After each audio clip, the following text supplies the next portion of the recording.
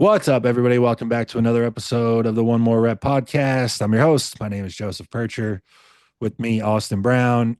Before we get going, guys, please subscribe to the YouTube channel, like the video, leave us a comment, share it around, send it to a friend, ring the bell so you're notified every time I put up a new video. Besides the weekly podcast, I'm also doing weekly prep updates. Most recently, the 17-week out prep update went up. So that means I have weeks 22 through 17 up and ready to go. Possibly tomorrow will be the 16-week out update. So if you haven't checked that out, follow that along. Austin Brown sitting at a large and in charge, 265 pounds. How you doing, brother? I'm uncomfortable. No, I'm good, man. Life's good. Weather's getting nice, so that's helped a lot. So yeah, everything's good, man. Season's getting busy, so I'm excited. I mean, it's an exciting part of the year for bodybuilding, right? It's like, people are, inside, single digit weeks out, and Yep. everybody's posting updates. It's a fun time for bodybuilding. It's here. So, It's here. I'm excited. Got a lot of travel plans coming up and people getting ready. So it's a lot of fun for me. I also now, in retrospect, feel like it must be so nice to have your competition season done and over with. You already made your mark for the whole year.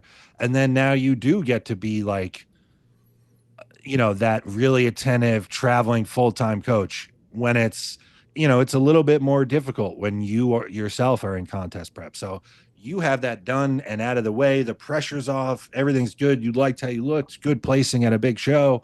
And then now you just get to kind of go live through your athletes, which is awesome. That's a time that you really enjoy and appreciate that we get to do this. Yeah, no, for sure. And I did that on purpose and that's why I competed at the end of the year last year. It's just, I just can't see myself doing it, simultaneously. I don't know. I get it. That's why a lot of people that coach at our level, stop competing. It gets really tough. The logistics get a little bit hairier, and what something gives in one way or the other, right?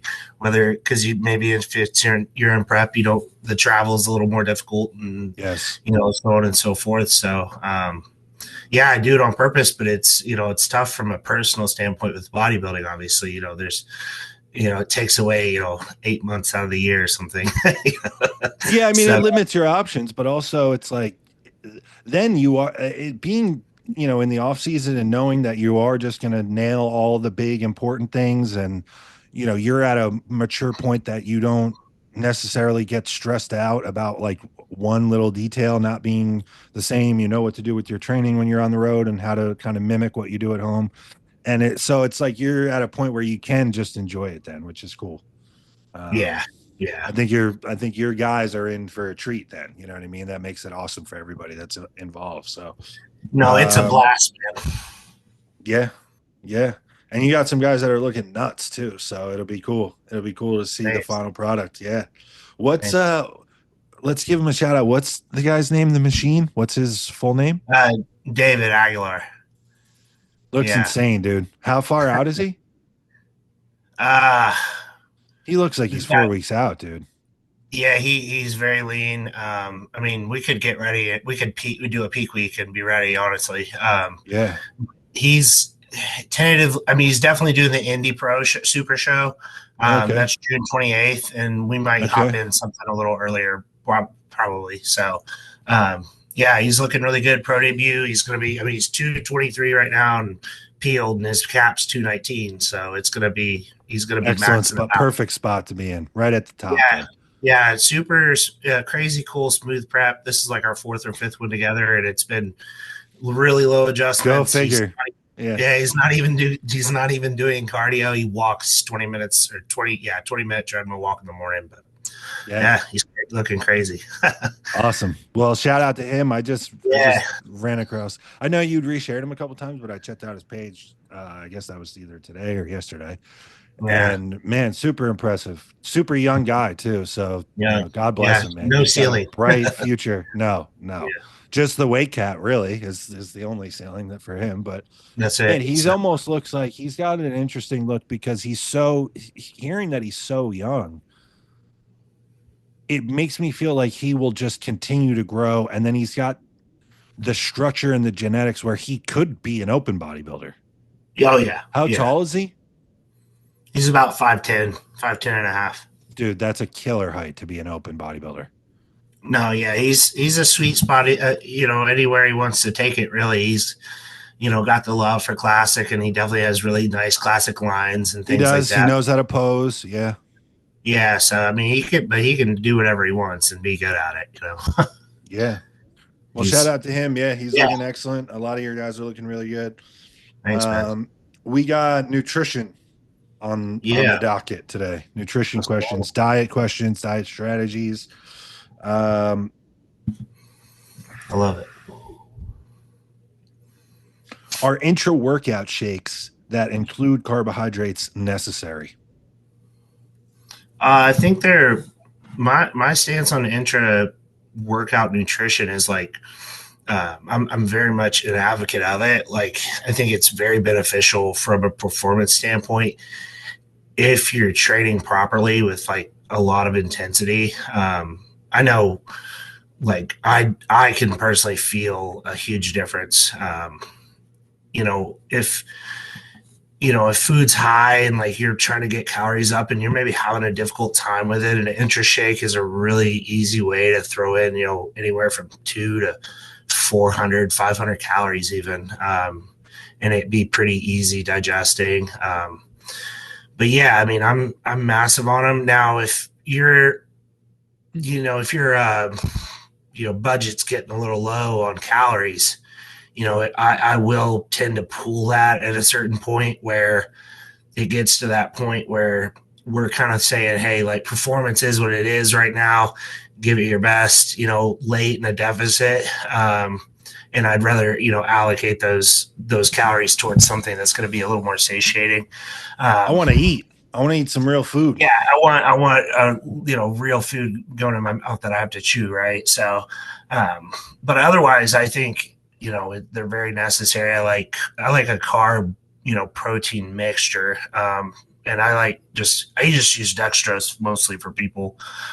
So Gatorade or something, anything dextrose based, and then I'll actually use like a clear. I like using like a clear isolate or even a pure like hydro isolate, like a vanilla flavor with like I'll do that with like a Gatorade, and it's like a orange creamsicle or something. It's pretty good. I don't mess with that, but luckily NutriBio has clear isolate, and I'm doing this myself. Yeah, it's awesome, man. I've been doing awesome. What an awesome product. Yeah, super killer product, and that's definitely going to give you more benefit than trying to piece together proteins with EAAs. It's a full protein that digests extremely quickly, and it tastes like juice. So, dude, they're awesome, especially when you can figure out a mixture that like your intra carb of choice happens to work with like a clear whey isolate, and it's a reputable brand that makes a good quality product.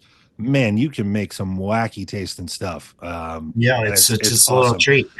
To answer the question, I wouldn't say, like we just talked about, they're not always necessary. I would say that they are highly, highly valuable, especially to the growing bodybuilder.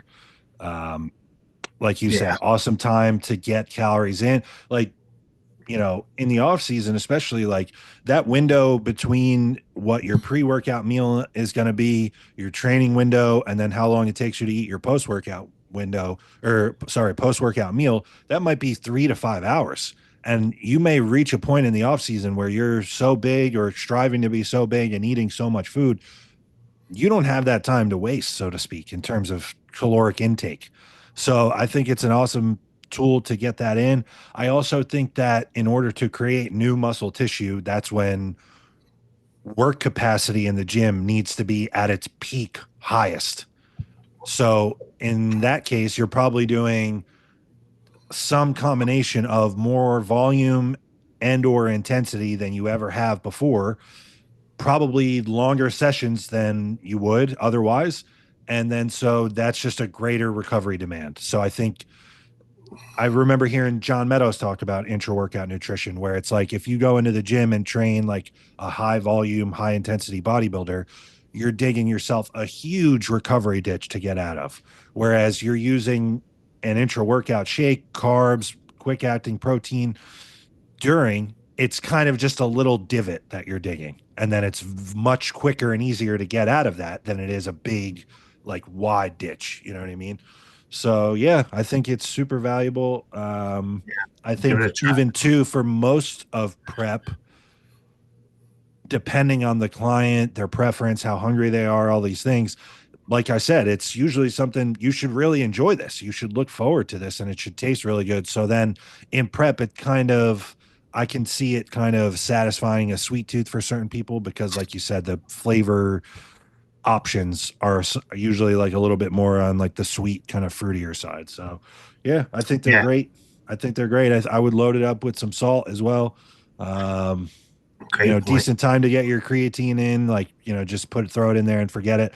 Um, that doesn't necessarily matter timing wise, but yeah, I think they're great. I think probably underrated or underspoken topic when it comes to the growing bodybuilder or the off-season bodybuilder. Yeah, no, I agree. I like that you made the point about salt. Yeah, I mean, definitely it's good to replenish that along with what you're attempting to do with the glycogen and everything. So, yeah, no, you don't hear much about them anymore. I feel like it was a hot topic for a bit, maybe. Yeah, like 5 years Everybody was, ago, it was like all the rave, and then it just was yeah, silent on it. Like people are yeah. people are too worried about arguing about how many sets you're supposed to do in the gym. Isn't that funny? Because like this clear isolate is like fucking groundbreaking for Revolutionary, dude. intra workout. Yes, And you don't hear that yes. shit at all. 5 years ago, it would have been like clear isolate. Every company would have had a clear isolate. What was man? I had multiple coaches put me on That Pepto shit. Pepto Pro, dude. Oh my god. You know what's funny is that um I think enjoying your food or your drinks, whatever they are, I think that's a big underrated part of digestion. And yes, and like that, those products were so bad. It tasted like you were drinking a gym sock. Yeah, it was rough. You're right. No, It's yeah, like that would have been a revolutionary product yeah. had it Everybody come was. out 5 years ago when everyone was talking about intra workout. But when is carb cycling most effective? Should it be saved until, say, 8 weeks out?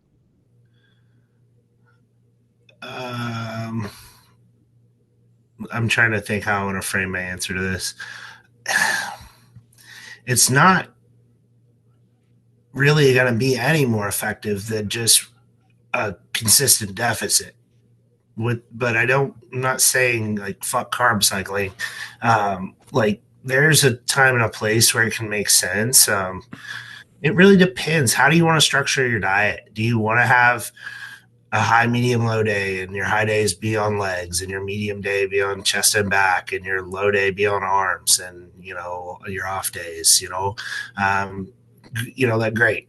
Maybe that like if that's what like works for you, that's fine. Or just running a consistent deficit and kind of meshing those macros up throughout the week is going to yield pretty much the same result. I think if anything, a better time to utilize it would be in an off-season setting, and like you're attempting to improve a weak body part, and maybe you like something I will like to do is if I have a meal like that is off plan that's going to be more calorically dense, I would kind of prefer that be on an evening prior to a body part that I really want to tear down. So You're like skipping ahead. We had that as another question. You're skipping ahead. well, two birds, one stone. But that's personally the only time I would use, like I do use something like that, unless it's like deep in prep and we're talking refeeds and stuff. I'm not necessarily putting that in the same basket. I'm talking like in reference to a diet that's structured with permanent days, high, medium, low, or high, low, or. I don't think there's really any magic to it, like you had mentioned all year. You know what? I sound like a broken record, but my thought was that it's probably more beneficial to have set in stone lower days in the off season. Having gone through off seasons where I'm eating just tons and tons of food, the days that, for example, like your rest days are just less, even if they're much less, it not only is going to probably keep you more insulin sensitive than if you were just slamming food 7 days a week, probably better for your gut health, but also the mental relief is a huge thing. Just waking up in the morning and knowing, like, okay, I have less food to eat. Or even I've done this where on those rest days, my meal frequency is less and I'm packing the food in to lesser meals, because then Right. it just feels like, man, you wake up and you're not already behind the eight ball. Like I have felt many times in the off season when you have to eat a ton of food and it's a training day. And for example, you have 7 meals on a training day and you wake up, even if you wake up at a decent time, you're like, fuck, I should have already been a meal deep by now. Like this is going to be rough. So then you're just kind of stressed all day. God knows what that is doing to your digestion. So I agree. I think the off season's a great time for it. If we were talking about like doing a prep or a deficit, I prefer to do this as something that's reactive and kind of let the body make the decisions for me more so than what I've seen from having just set days. Saturday is leg day, so you're going to eat 1,100 grams of carbs. I don't know that we can just force the body to do what we want it to do by predetermining the schedule. I so prefer, okay, 3 days in a row, you know, the weight is just falling off you. Training performance has fallen off a cliff. Like, let's do 4 high days in a row. I prefer to do it that way than Yeah. proactively just set some arbitrary schedule that then we're hoping and praying and trying to force the body to respond to. Yeah, and I think that's kind of what I was like.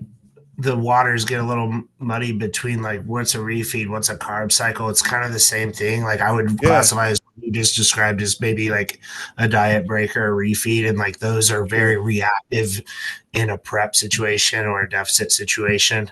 I love the idea about like a low day on in the off season. And I do, in another, I mean, technically I carb cycle with everyone because I do Right. utilize a Rest non-training day day. diet, Yeah. a Yep. training day diet. So like technically, and it's usually, a bigger, male bodybuilder, that's going to be a difference of minimum of 100 carbs typically.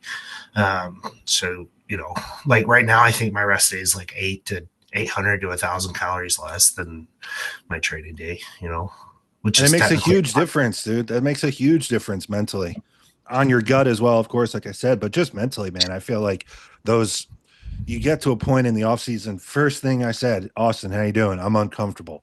Like, yeah, when you're getting big, dude, it's an uncomfortable process. And the food is probably the number one driver of that. So then it's almost like a little bit of a respite or a little bit of a break. Um, mm-hmm. Yeah, so I guess that's our determinant on when's the best time. I yeah. know a lot of people like it in a deficit situation, but I think we've talked about it too, like that just complicating things a bit, right? Like, I think that was Yes. a very old question we answered. It's just like, if you want to be that intricate with your setup, then go for it. But if that's causing you stress and like you're having a meal prep, say you meal prep once a week because you work a pretty busy job and you got to do like fucking low, medium, high, and you're screwing them up and it's stressing you out, like I just did it, dude, and it stressed me the fuck out when I was younger. I had yeah. a And then coach like that did shit, this to maybe me. your coach is Yeah. like, add this day, and then your meals are fucked, and They're already pre-made, so now you're putting fresh rice in with cold rice. Man, I had a coach that did this to me on my second ever prep, and it was like predetermined high, medium, low. And like you said, I was working a crazy job with long hours, and I was commuting crazy, like 90 to 120 minutes each way every day. And so I would meal prep everything on Sunday, and I'd have to write sticky notes on each column of Tupperware. So I knew that this was medium Tuesday, this was high Wednesday, this is low Thursday, and it just made it so much more stressful. And I'm yeah, not convinced that there was any type of physiological benefit at all. Um, right. so yeah, I'm with you, and that it is true. Like almost how are you interpreting this in terms of what is carb cycling? You know what I mean? Like, Yeah. and you know what? I think it depends kind of on like the person's psychology. Like I've known people that, you know, almost prefer to have like one day to look forward to where it's like, okay, so then you run a little bit of a bigger deficit 6 days out of the week. And then, you know, Sunday or leg day or whatever it is, it's like, you know what, we've kind of allocated the calories and the macros so that you can have one higher calorie food day. And I've heard people describe it as like they basically get one day out of jail a week. And if that's how your brain works and that allows you to stay on the path long term, great. I don't know that there's any difference. Um, I think it all kind of comes out in the wash at the end. But yeah, you know, there's a million ways to get to that destination at the end. Yeah. Um, if a client stalls for fat loss, how do you know whether to push them harder or pull back slash refeed?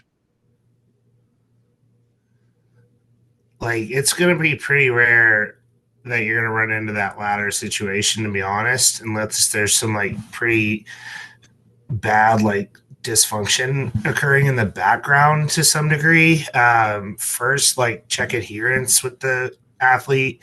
If this is from a coaching standpoint, like that's usually going to be your culprit. Is they're messing up, not telling you, or they're messing up and they don't even know it. Not Um, knowing. Yes. yeah. Yeah. So like check there. Like it's not an easy conversation, but like gotta have them. But then On just that, like let me cut in on that. You yeah, might politely have to ask someone to send you a picture of their meals every day.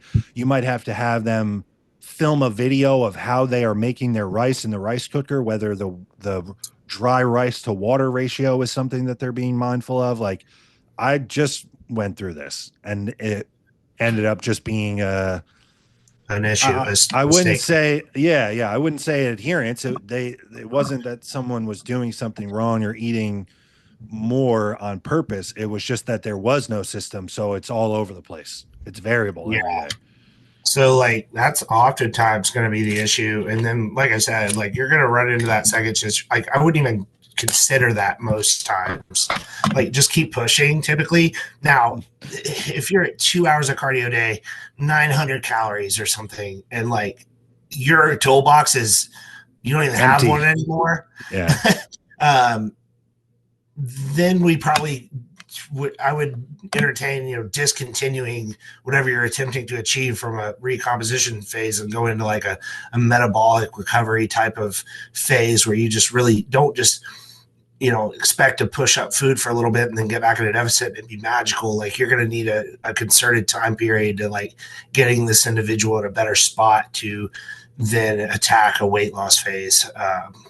But yeah, I mean, I think that's probably like the three things how I would kind of work through that decision making process. No, those are all good points, especially even just having the conversation like, hey, be honest with me, are we off plan at all ever? And then if it's like, no, man, like I'm telling you, I want this as bad as you, like I'm on the money. And you generally have an idea of whether or not people are telling you the truth with that and Always. what their true intention is.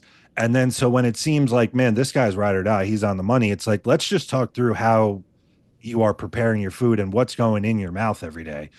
A, Yep. a lot of times it's something off with that. Um, Yep. People are weighing potatoes after they've already been cooked instead of raw, anything that is in terms of the meal prep or the setup. There's just a misunderstanding or there's a lack of process. They aren't weighing their rice and water ratio, and it's just they're just winging an amount every day.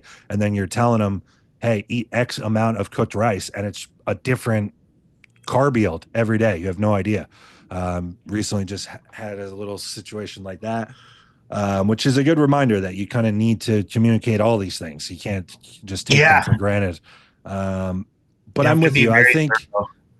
I think the whole idea like rest and more food is what is needed is not happening nearly as often as what I hear depicted like on social media and like marketing materials from people that coach now. I think it's almost like built in, like people are trying to market the idea that it's like you're overworking or not, working too hard. And I think that markets to a certain type of person that thinks like, oh yeah, like I should be able to do less and get a better result in contest prep, when in reality it's just not the case most of the time. Like most of the time, a little calorie reduction, a little more output one way or another, that's going to get the ball moving in the right direction again. um, Now what you could do, like, I am, not to say that other coaches don't do this. I know that you are. I know that, for example, my coach is this way. I can be a little bit of a micromanager sometimes. So then I'm a little overboard on top, like with the check-ins frequency. But what I might do in that situation, like knowing, hey, we need to do some type of calorie pull or output increase to get this moving, I may give them a day or two of higher food then to buffer that, where it's like, hey, go up for 2 days, take 2 days off of cardio, and then after you come back fresh, we're going to drop the hammer. Yeah. And it's funny because then people think that it's more food that got the ball rolling again, and it's like, no, I took 400 calories out and added 5 minutes to your cardio. Yeah. Yeah. But it kind of like gets them ready to attack it, It gets them fresh for the upcoming challenge, like for the upcoming round of a new level of difficulty. It gets you prepared for it. Yeah. That's a good strategy for sure. And like, just like make sure as many things that can be standardized are like Yes. step goals in place, Yes. timing of this, that, and the other is in place. And, just, I mean, if it's able to be managed, manage it. Like, Yes. that's a pretty long list. So like start there and then you just like, yeah, I think you're so right with that. I mean, like people are almost afraid to break someone or something. It's like they're going to like destroy their, hormonal health or Come something. prep And with me. It won't be as hard as the other ones. Like, yeah, it's like, okay, dude, but I'm just, not going to be in shape either. yeah, it's like you got to push it, man. Like we're, the human body it's very resistant and it's, Bro, for contest prep, for the majority of like muscular divisions that we have, contest prep is probably going to be the most consistently difficult thing that you've ever done, unless you have some type of prior history and like really mentally and physically challenging things, like some type of military background, some type of fighting background, some type of civil service background, wrestling maybe. Other than that, if you don't have one of these backgrounds, this is probably the most challenging thing that you're ever going to do in terms of getting into like excellent stage conditioning for a muscular division. I tell everyone that same thing. Yeah. And say this is going to be the hardest thing you'll ever do. I make a funny joke. There's one other thing I put in front of it, but I can't say it. I'll tell you Okay, tell offline. me off air. Yeah, yeah. No, but I think that's a good question. It was a good question, and I think it Absolutely. is a good conversation. Contest prep, cheat meal or more food, ever a time for both? Man, this guy's probably never in shape. I'm just kidding. I'm just kidding. He's like, bro, I'm hungry. uh, let me think of how to phrase this. So, like a cheat meal, for example, let's take a burger and fries.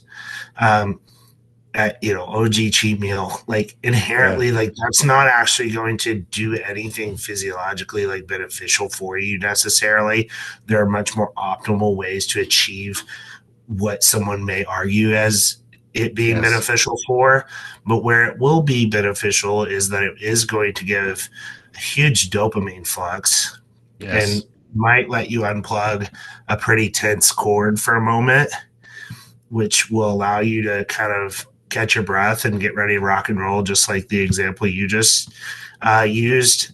Maybe take your lady out, get a dinner, like have a night Yes. off from prep, like Yeah. drop the cortisol and then attack. So, like, yeah, Yeah. like Go have a that's, meal, go watch a movie, make it a night out. You know what I mean? Like, yeah, yeah. And like, so, like, that's going to be beneficial. Some people will find that difficult to do because they're so like because of their mindset. So like, a higher food day would be beneficial for this person. But like, let's talk about like don't even like that shouldn't be a predetermined thing that you're going to do in a prep. There may be a prep where this is not necessary. Most will require some type of a feed up situation at some point, but wait until your metabolism is at that point and you're seeing big drops, you're flattening out hard, gym performance is taking a pretty big shit. Like, wait until like you're seeing and feeling, whether you're driving the ship or your coaches, these things before you even consider it. But they both, it's kind of depends on the individual. They both can be beneficial. I will do both a lot. I will do either a higher food day or sometimes I will absolutely do both.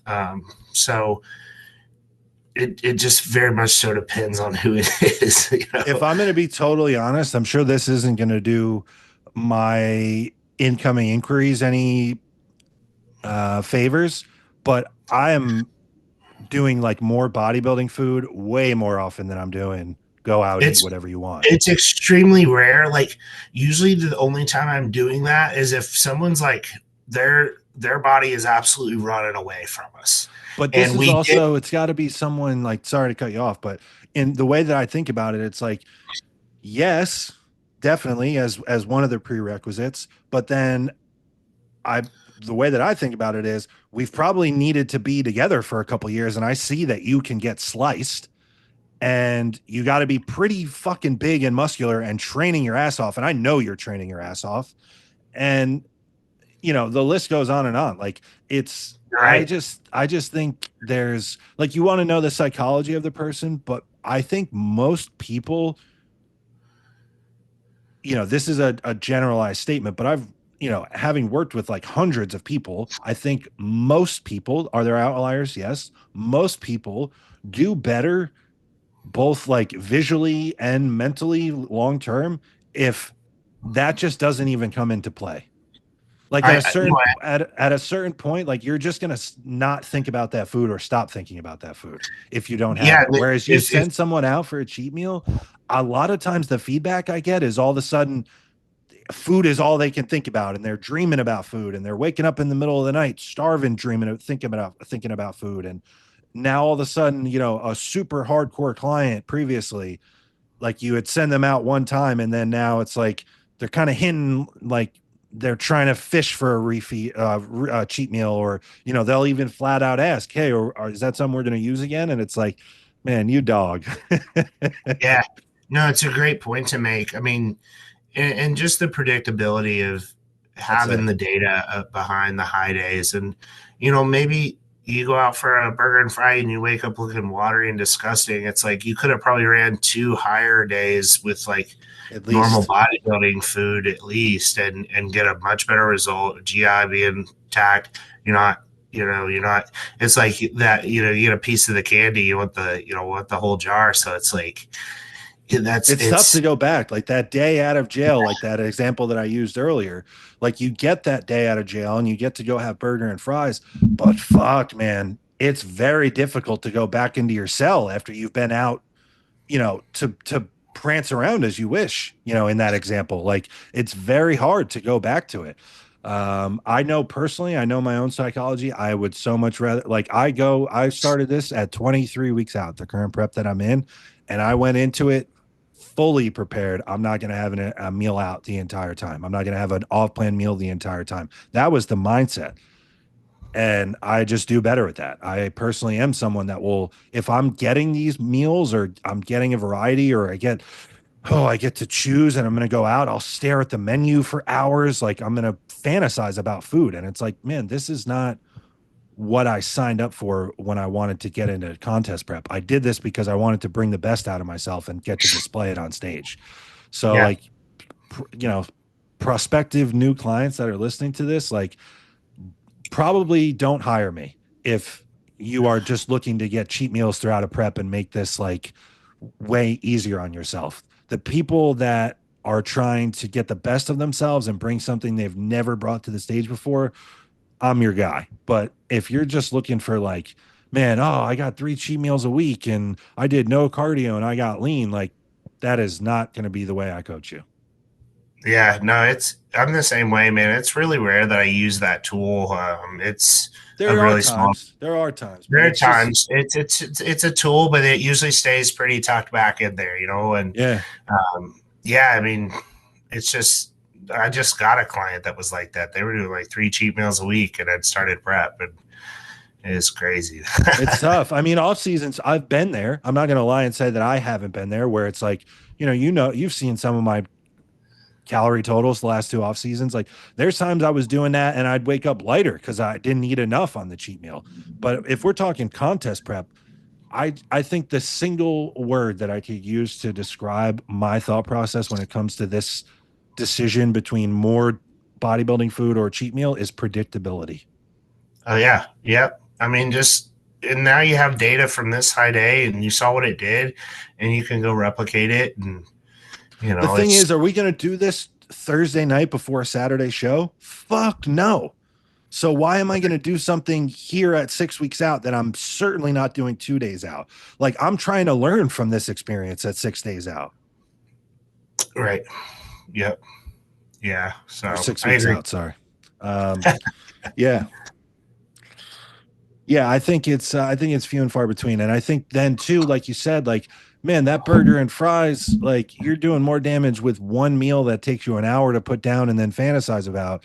Whereas, like, I could have had you on higher bodybuilding food 2, 3, 4 days in a row. That is also comes alongside, like, hey, take the next 3 days off of cardio. Hey, don't track your steps at all. Like, give me 2 days where you chill out at the house. Like, all of those things in my experience, seem to have people bounce back from a recovery, like fatigue management standpoint, Oh so yeah. much better than keeping every other variable the same and then just adding in a burger and fries. Oh yeah. I always like the point of a refeed is that to replenish and have that rest. So like I always pull cardio on those days, and I think, if this individual is like curious about this approach, it's probably like mostly a perspective shift that needs to occur. Just buy into what you're working on, and really ask yourself, is this needed and necessary? And is it the most ideal thing to do at the time? And usually it's not going to be. That what matters to you more? Like this Yeah. this What matters? temporary That's a good way to put it.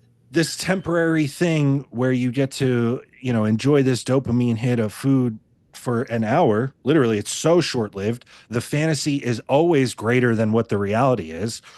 Or like that moment that will live basically forever. Not to be dramatic, but like you get a killer set of photos from how you looked on stage. Man, I got pictures from 10 years ago that I'm proud of that will live on until I die. You know what I mean? Like, that is why I started this prep in the first place. Not to go eat at a restaurant for an hour. It's like I started this to look fucking insane on stage 10, 8, 6 weeks from now, whatever it is. So I think if Yeah. you just reiterate in your own mind that, like, that's what I'm doing this for, um, yeah, it should shift the mindset. Yeah. What are some typical bodybuilding foods that you keep clients away from? Like, for example, broccoli. Broccoli. I guess broccoli is definitely on that list. Uh, uh, let's see.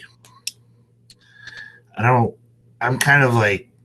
I mean, it depends on the person, but like I like try to keep things pretty economical, knowing that of the other expenses in bodybuilding that are involved. So Yeah. like, I'm not gonna have somebody eating a ton of 96 beef right now because it's 8.50 a fucking pound, and chicken. Or more. Yeah. Yeah, or more. Chicken's 2.99. So like, I'm gonna give the person chicken unless they're like, "Can I get some beef?" Yeah. Like, That's a great I got point. yeah. I have a pretty short ingredient list I stick to, but I'm trying to think of, typical stuff that I don't use necessarily. It would probably He be gave us easier. the one example, but I think of this almost only as vegetables. Sure. Yeah. I mean, I keep my veggie list pretty low because like of the digestibility. Like I stay away from the cruciferous stuff, and a Yeah. lot of green beans. Green Green beans are the beans way to is a go. big one. use like asparagus if they want to, but those two, Even I'm that, pretty much, if you go a little too high with the asparagus, I've had people that go too high with it in prep. The same issues can arise if you eventually abuse it. yeah, So yeah. So I green mean, beans are a those go-to for me. That's pretty much my number one go-to veggie. If someone's my asking me to write a diet, that's going to be number one. And then if they want something else, we'll talk about it. But like as a default, I'm going to green beans. I've never heard someone, maybe they don't like them. I've never heard someone saying that it bothered their stomach.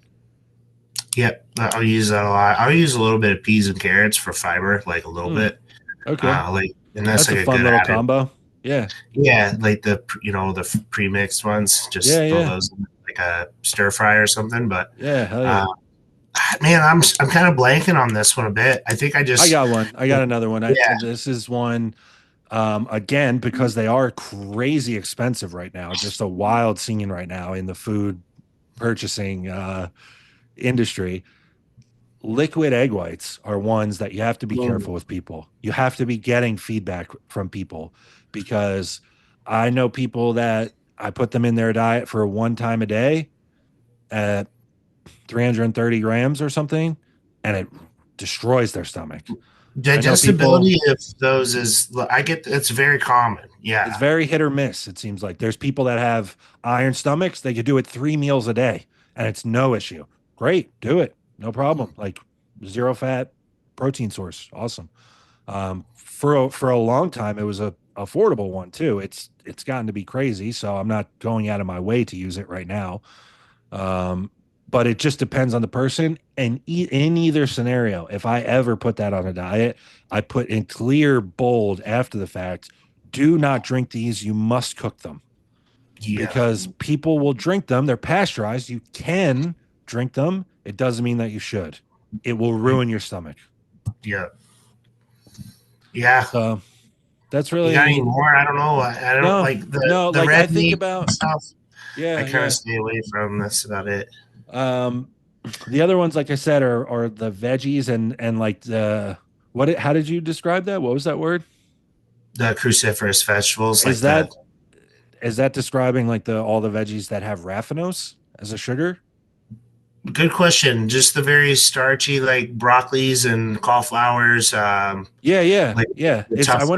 I wonder if that's what that means because I've always just known like some of these vegetables, broccoli, cauliflower, even asparagus at a lesser degree, have I believe it's like a sugar molecule. Okay. Sugar molecule. It's called raffinose, and that's what causes like the gas and the bloating. It's something that we aren't meant to digest, like point blank.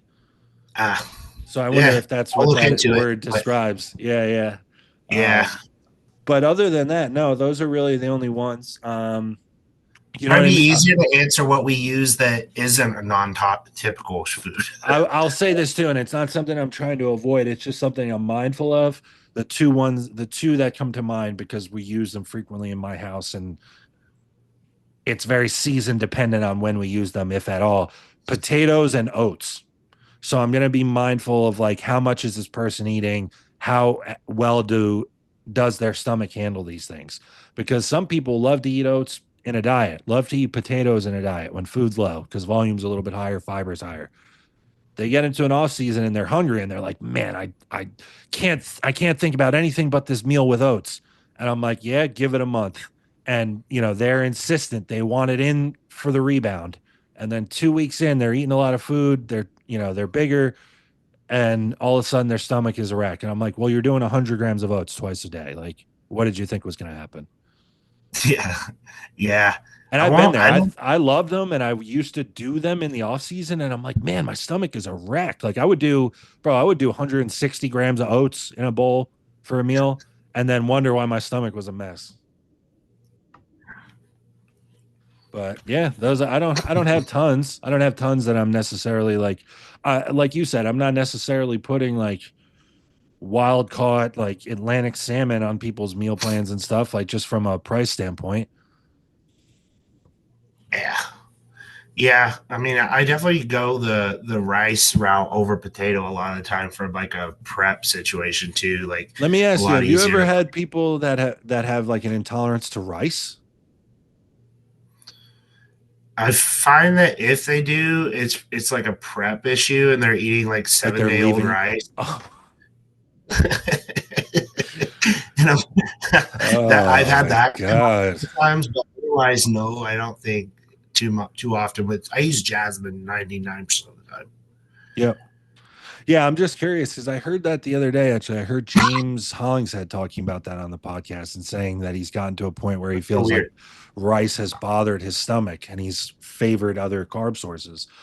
And I was like, man, that's so interesting. I mean, he's been competitive bodybuilding for 20 years, so maybe you just reach a point, and God knows what his like off-season portions look like. But um, same. The only thing that I've ever heard with rice is people, I think, like, that person that does work a very busy corporate job Monday through Friday and they make all their meals on Sunday, that might be a recipe for disaster if you're eating that rice 3 days later, 5 days later. Yeah. But yeah, just curious. So, you know, not tons of sources we're avoiding. Um, No. we had a question in the off season: should cheat meals be the day before an important workout or on that day? You kind of already answered that, and I agree with you. I think like as a final meal the night before, especially if you're someone that trains like earlier in the following day. Like if you train in the mornings and then you're gonna have a big leg workout or something. The cheat meal the night before as your last meal is usually good. That, and it's just like from a digestive standpoint, if you're eating any appreciable amount of food, if you throw your cheat meal in at meal 3, like you are probably not going back to your diet food for the rest of the day. Hell no. No, I love making it the last meal of the day. And like I always tell people, like, let it fuel the workout, not recover. It's not going to, it's going to fuel the workout a lot better than it's Yes. going to recover a workout, So Yeah, do it, completely. prior, it's not doing anything magical for the recovery standpoint, but it's definitely going to fill up the tanks for the workout. Reversing out of a cut slash mini cut slash photo shoot slash prep. Um, Cardio, calorie, PED mistakes that people make. Fuck, man. Hire a do a coach. let's do a whole pod on this one. Yeah, so I need context, but like I can come up with maybe a hypothetical. Just okay, you're Sure. very lean. I need to know how long you've been on drugs, so on and so forth. But I mean, just it's the biggest mistake you're to see is people start wiggling in little things that aren't on the plan, and that's where people like don't They raise don't food even up too realize much. they're doing it too. That you ask them and they say no. And then it's like, all right, send me a picture of everything you put in your mouth tomorrow. And then there's a muffin, there's a cookie, Yeah, or sauces that weren't being used in right? prep, just Right. like Fully weird loaded shit. sauces. Yeah, yeah. Yeah, so like don't that's probably a big mistake. They're having a second free meal when they shouldn't be and stuff. But you don't. Here's the thing: you don't want to get food up too quick, but you don't want to undershoot it either. You can be pretty aggressive with like that increase off the bat. Um, Especially if you're very lean and have been running a pretty good deficit, keep a baseline amount of cardio in. Um, Yes. don't taper it a little bit. Don't go straight to that baseline. Like a baseline might be 420s a week. This is for a individual that's not very active. Maybe start at 530s and like work your way towards that or something. Have that baseline cardio, bring food up a sizable amount for sure, and let training intensity keep body composition in a good spot. Like hedge that increase with like training like a savage and having like a high output in the gym as well. Don't just drop cardio, keep some amount in. If you had a standardized step goal, don't get lazy with that. Just like that's the big thing is like keep the structure of whatever you were doing prior in there and don't get too loose with it. That's where people mess up. I totally agree. But just for the sake of like information or conversation, I'll say that's the one that you described is definitely most common. One of the worst mistakes that you could see, though, is underdoing it. Now, I think it depends. One of the variables on how high to go or how aggressive to be is how often is this person going to be eating off plan? Like if you speak with the person before adjusting the plan, like I've gotten some clients, I think from doing it myself, talking about other clients that I've got like convinced to do this and they've seen it through. If you can get someone to give you 4 weeks or 6 weeks after a show and they're not going to eat off plan, you can be aggressive. You can be very aggressive. So it Absolutely. just depends. If you know this person, if this person says, "Hey, I need at least one cheat meal out. I need to repair my marriage and I need to go out on a date night once a week." Especially if you know that this person like, really loves to eat. They really suffered throughout the diet. They were talking about food. They were posting on their Instagram story pictures of strawberry shortcake, the whole 9 yards. You're going to have to be more conservative with the baseline food because you almost have to realize like even though this is one cheat meal on the plan, this guy's probably going to go nuts this first chance that he gets. So I think knowing the person and having an honest discussion with what that person feels like they personally need immediately after, I think goes a long way in determining like how aggressive can I be. But I've gotten a handful of people now last year, this year, I did it myself where you eat Saturday after the show, like you go out for dinner, three like big out meals on Sunday, like breakfast, lunch, and dinner. Go have whatever you want. Make sure you're walking plenty in between. Make sure you get plenty of water in. Monday, the plans start, and you're going to give me anywhere from all the way up to 8 weeks after the show, where they treat it like contest prep. It's rare, but if you get those people that are that serious about making progress, one, they're going to completely change their physique, like a year's worth of progress or more in that amount of time. And because of that, like with that, it was because they ate a crazy amount of like bodybuilding food and you were able to be aggressive with that, where you almost immediately are able to get training back to like an off-season level. And it's like I was talking about before in the prep setting, it's very predictable. Things are gonna move and it's gonna come up quick, but it's predictable because it's all part of the plan. Yeah, and you're not going to be holding a lot of water and stuff like that either if it's, a good No, you should ratio. look pretty wild. You should look pretty Yeah, hard. yeah, you should look good. Keep a close eye on it's the big thing. But I think like to answer the question like mistake wise, it's one of those two things, underdoing it Yeah. or overdoing it. Um That's diet wise. Now, what about like drugs? What's a mistake? drugs needs to depend on your timeline. If you did a shotgun prep because you were in shape and you had been running a health phase before that, and you only did an 8 week prep and that gear was only in for 8 weeks, maybe utilize higher androgens for that rebound period. If it's been a long prep, um, you know, and specifically as fatigue is really high, like things, there needs to, for a lot of individuals, there needs to be a bit of a recovery period where training volume is scaled back. Activity as a whole is scaled back. Training intensity is scaled back, but like keep things tight during that recovery phase and then push up. Versus the individual who's in a different situation, you can get right into that post contest, kind of what Joe was talking about.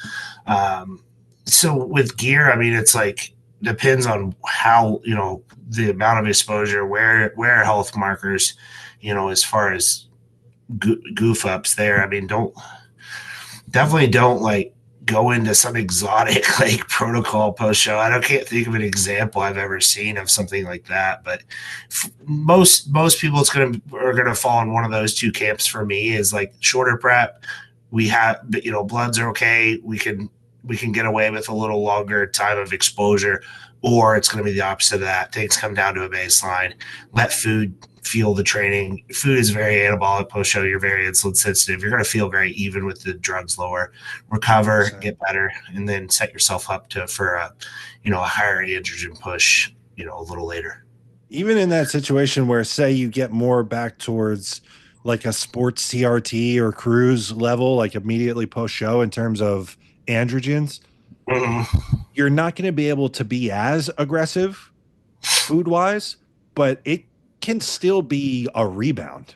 Like I've heard people describe it with the word maintenance, and I don't think that's it at all.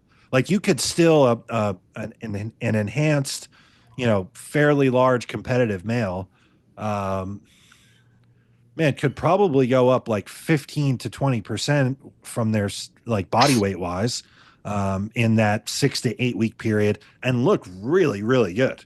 Well, Um, food is going to do so much, good just right out the bat, yes, and we have to remember like those high ass androgens you were running for your prep, they're hanging like they're around for a bit. they're hanging around for a bit, so like you can Yeah. still get a lot out of a lower androgen approach post whatever diet period you just went through.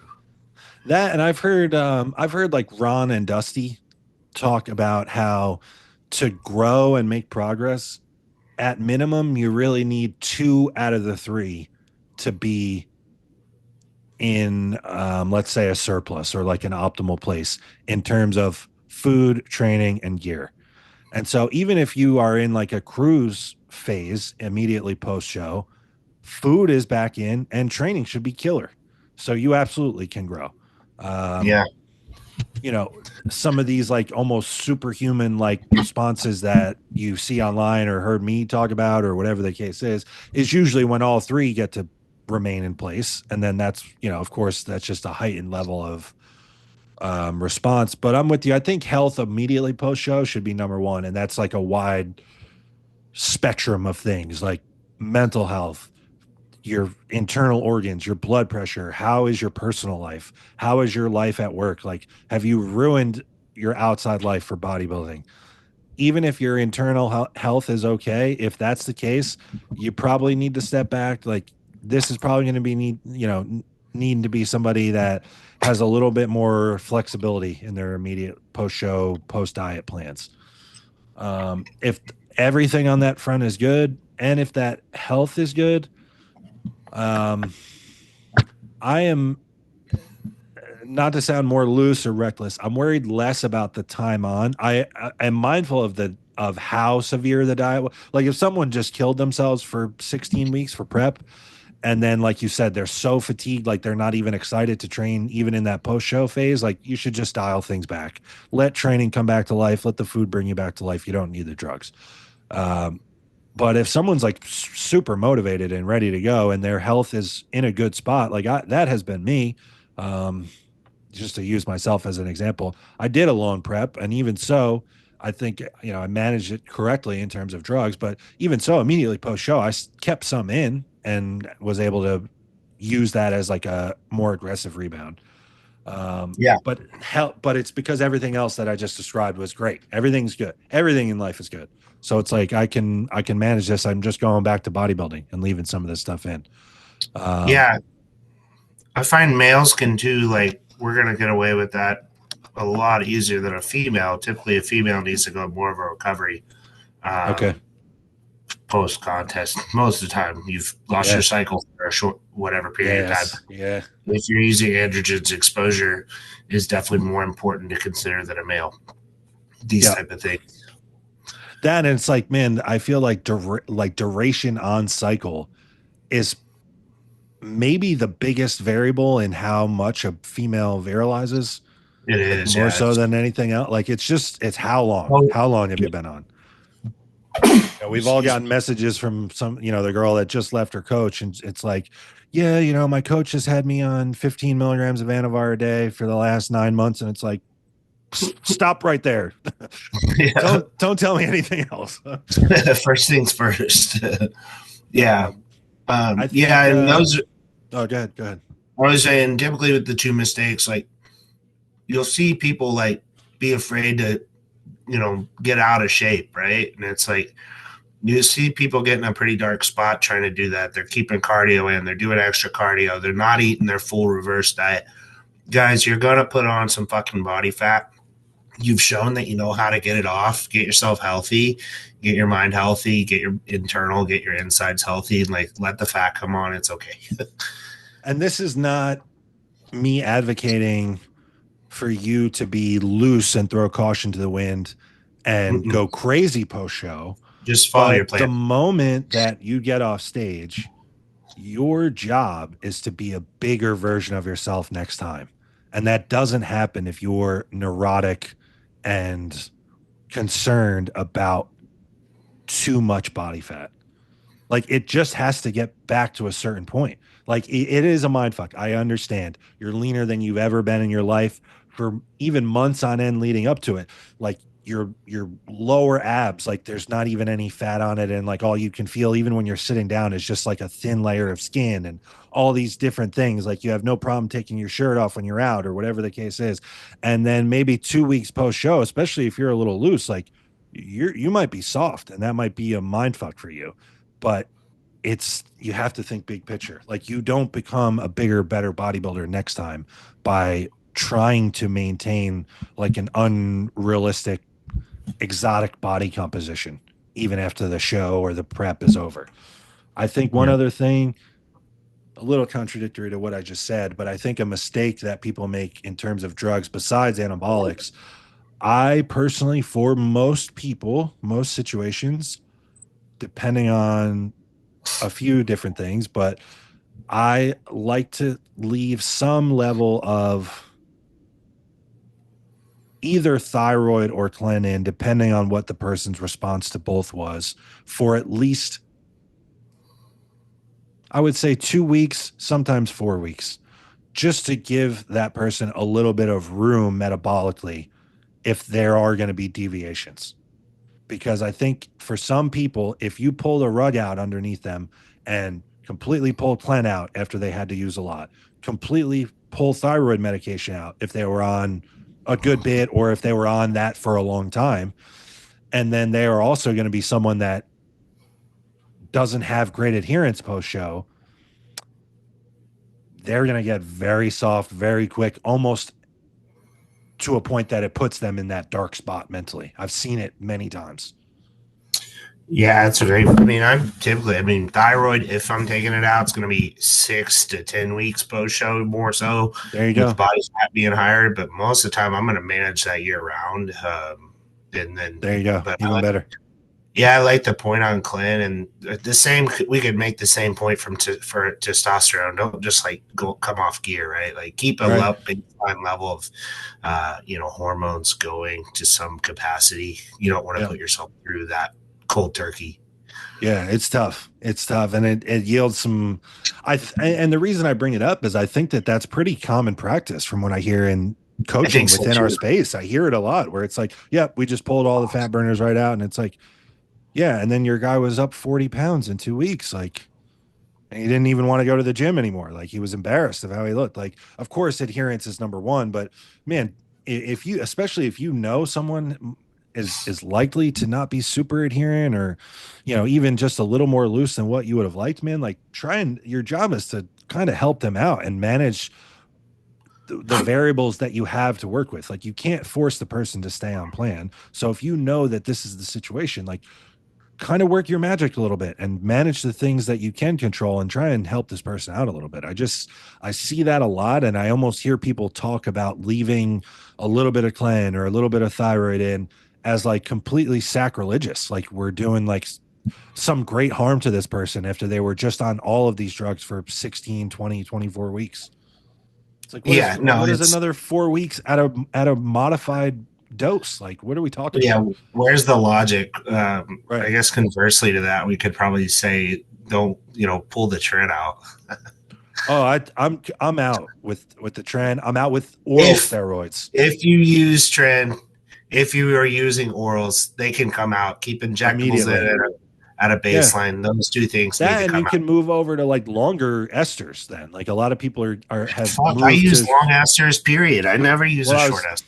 I was just gonna say there are people that like exclusively inside 8 weeks out, inside 6 weeks out, whatever, Yes, it's common. use shorter ones, right? And then it's like it's not uncommon to hear about even guys pulling their testosterone completely. I myself have done it personally. I've done it with clients, so I know that this is a practice.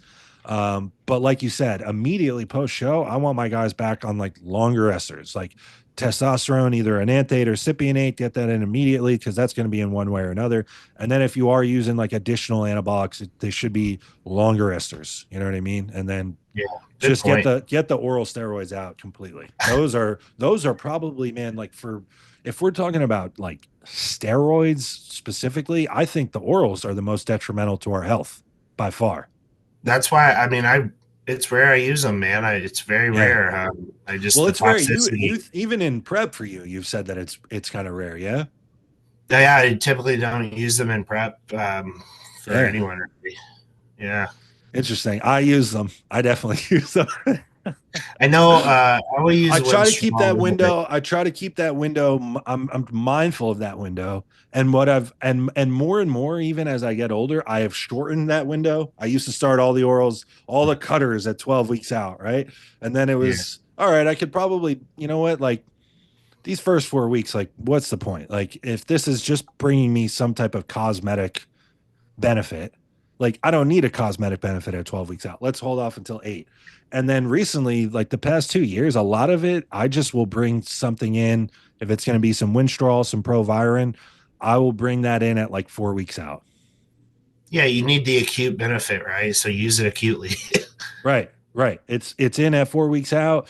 Maybe there's a slight escalation at 2 weeks out, and then it's out immediately after the show. Like last day taken is the day of the show, and then it's out. But like I said, like long acting testosterone, probably growth hormone right after the show, depending on how watery that person is and how adherent they are. And then, like I said, some lipolytics, I guess you could say, and should be good.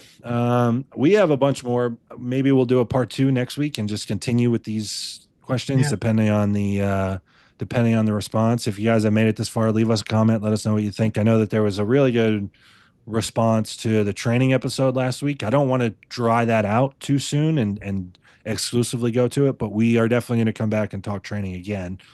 yeah. But let us know what you guys think of the nutrition diet episode. Um, for Austin Brown, I'm Joseph Percher. Until next week, this was the One More Rep podcast, and we are out.